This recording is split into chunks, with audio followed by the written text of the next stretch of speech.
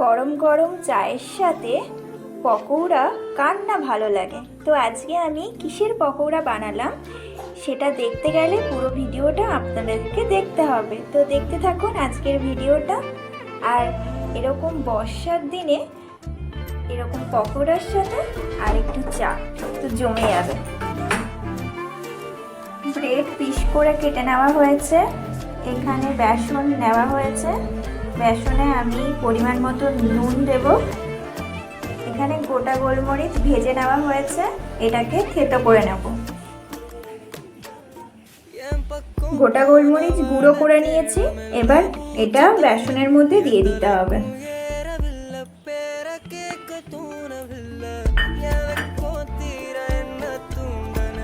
এবার অল্প অল্প করে জল দিয়ে ফাটাতে হবে।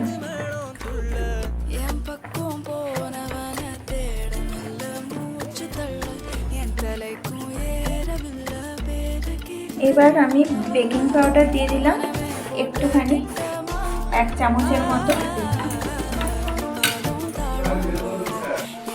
এবার ব্রেডগুলো বেসনে ডুবিয়ে, এখানে সাদা তেল গরম হয়ে গেছে, আস্তে আস্তে করে আমি ব্রেডগুলো বেসনে ডুবিয়ে ছেড়ে দেবো।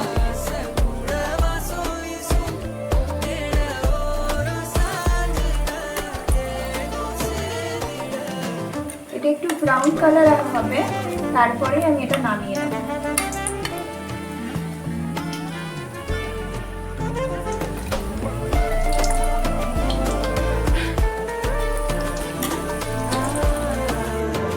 এরকম হালকা একটু ব্রাউন হয়ে গেলেই আমি